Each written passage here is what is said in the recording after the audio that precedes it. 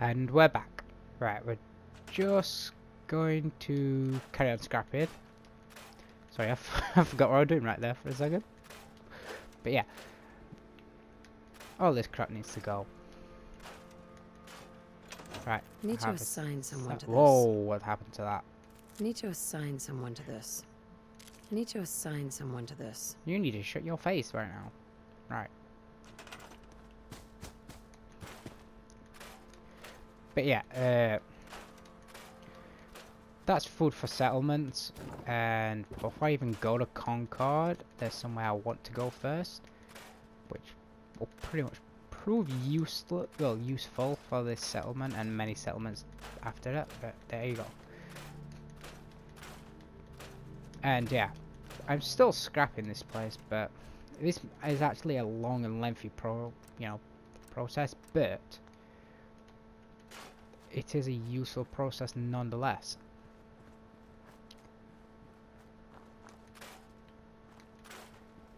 Of course, these materials that I'm scrapping from this will actually come in handy for creating even more things in settlements, creating everything you can think of, really. Weapons, armor, murder death things, you know. There's unlimited potential for all these materials I'm scrapping right now. So if you guys are thinking this is boring, it is. Obviously it's not going to be the most funny thing ever to do, but it is also the most useful thing ever to do.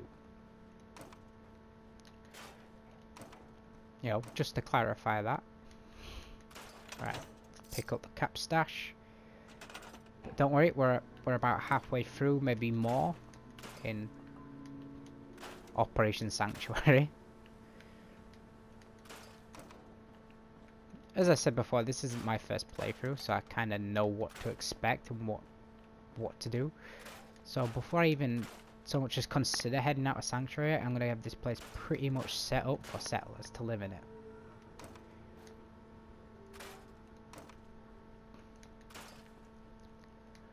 So yeah, that will be a thing.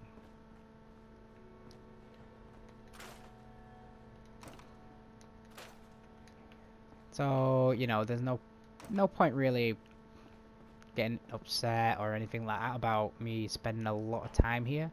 It's a case of, you know, I like to make sure things get done. And when they get done properly.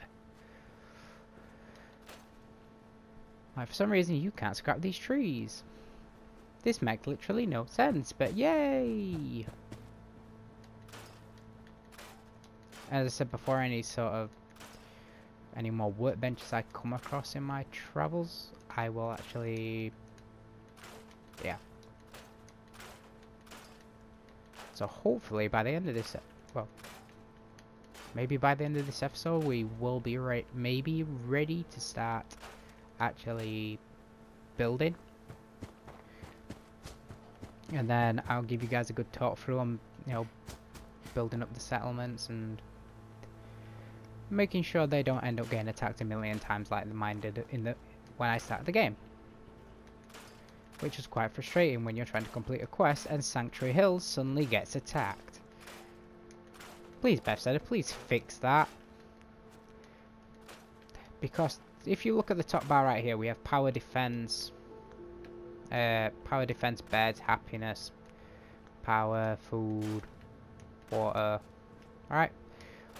The ultimate kick in the nuts on this game is that one, the shield looking one up there, which is defense. Right? The annoying thing is, like, fair point to Bethesda, they wanted to make it so, you know, you can actually go and do whatever you want. But for those people who are like settlement heavy on the game, who, you know, play mostly for the settlements, or, you know, prefer to do everything settlement wise, well, it's not very good for them, the defense one, because the defense on a settlement determines how often they're attacked. So if the defense is low, there are more frequent attacks on that settlement by raiders, you name it. But if you to raise the defense on the settlement, they don't get attacked so frequently. But sometimes once you get to like the stage where I'm at, and like no settlement gets attacked that often, it's kind of annoying, because you know, just because a settlement has a lot of defense doesn't mean people are never going to attack it. It just means, you know, they're going to have to try harder. So, you know, you'd expect stronger enemies to turn up for you to kill. But the thing about that is that it doesn't work that way, which doesn't make sense.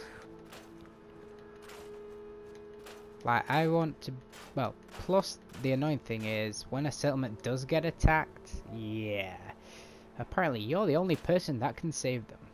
You've built a multitude of rockets, rocket turrets, and things of absolute murder in that place, but you're the only ones who actually can do anything about it.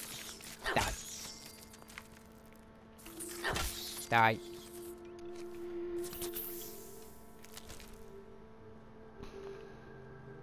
So yeah, that's slightly annoying how you're the only one who's actually useful. Well, it's annoying for me.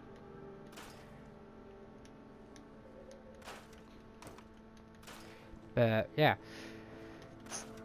with things like that in settlements, like you could build your settlement to be like a fort, an impenetrable fortress of death for anyone who is not part of the settlement or any hostile enemies nearby. Yeah, you could build Sanctuary or any other settlements to that standard, and it'll still get attacked, and you will still be required to help them. Where it's a case of they have enough defense and enough of everything to pretty much defend themselves, and to, well, pretty much defend themselves that well. The enemy invasions last like what, 4 seconds, which is the enemy spawn, they get shot, they die, and your settlers are like, back to work we go. You know, that's how my settlements are like in my level 118 playthrough. But yeah, I'm still required to go there and help them, which, yeah, that's annoying. Like hell of a seriously annoying. Ha! We've got a chemistry station.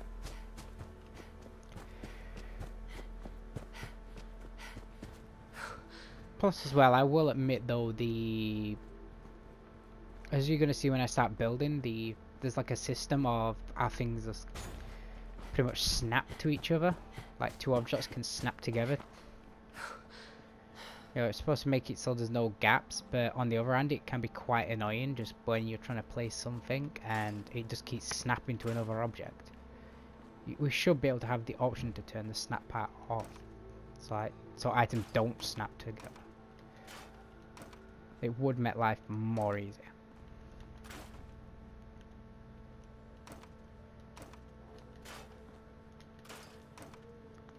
Like right now, I'm just like scrapping all, well, not scrapping, I'm storing all these tables and chairs because they're in pretty good condition. So there's no need to get rid of them. Well, no need to scrap them at this moment. Get rid of the washing machine, the sink. See, we need the sink for the ceramic, which will come in.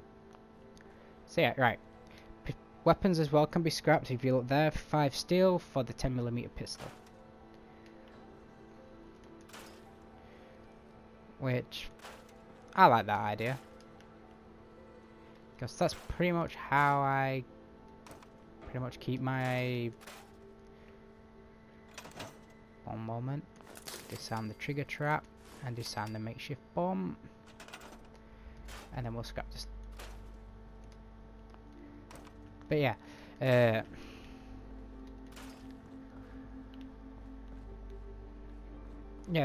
my other playthrough is pretty much struggling slightly just over the fact that,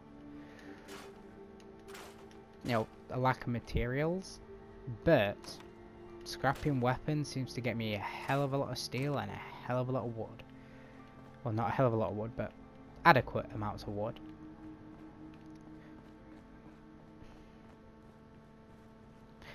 And like, you know, when you get to the stage I'm at, materials do sort of dwindle out quite a lot. Like, sometimes you like sit there and think, you know, I should be able to make more out of this, but you can't really do much about it. Like, somebody addressed this in a mod, which I would love it to be in the actual base game of Fallout 4, which is, so you see these trees out here, right? They made it so you could assign settlers to actually work on these, you know, to pretty much, it's called a lumberjack workbench, and what it means is you assign a settler to it, and over time he or she, the settler that you've assigned to it, will start to collect more wood. You know, it will start accumulating wood, and after each day they will create a set amount of wood. Same with like other materials too, which personally that to me would be like a godsend. But you know, as I said, it's a mod and it's not in the vanilla game, so you know, sucks slightly. So you know, there's that. But yeah, I think personally with games and such, like fair dues, games bring out, you know, game companies bring out some pretty awesome games. But the thing that I don't get is like, see, certain games allow you to mod them, and you know, pretty much use mods to tailor the game to how you want to play it. But like certain games don't let you do that, and sometimes like a game company will make a game and it'll be missing like one small little detail, which you know, as small as the detail is, it makes such a big difference to the game. Like I said with the whole scrap all button, if somebody made that a mod, I would use it, but it's not in the actual game itself, so you know, it's not a thing. But if someone was to make that, that would, you know, improve the game quite a bit, just due to, you know, these amazingly long times you spend scrapping settlements. You know, just have this scrap all button. But yeah, what I'm trying to get is like, games need to sort of, they say they rely on feedback from people who actually play their games, but what if they actually relied on the whole what they think people should, well, what the community or what people who play their games think they should do with their games, or what should they add the ability to do. But not a lot of game companies actually do that. The whole, you know, what can we fix about the game, and then it gets done.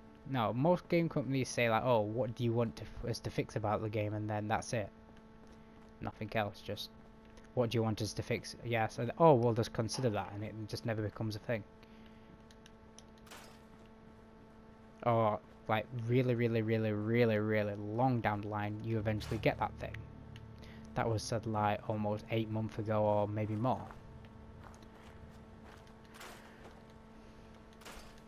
But way I see it, if a game company has the time to make a game, they should have the time to be able to fix their games, and or make their games better.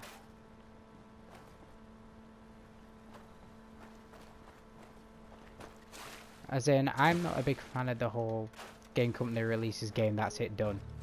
They made their money, they're finished. I hate that whole aspect of any sort of games. But yeah, you're probably saying, oh yeah, but you play this game and they're pretty much the same, but yeah, a lot of companies do this sort of thing, but they don't, you know, they won't actually sit there and admit and say they do it, but a lot of companies do it. They release a game, once the money comes rolling in, that's it. They're not too interested after that. But some games actually do take care and consideration of what people want and what people pretty much give them feedback on. Which, believe it or not, it helps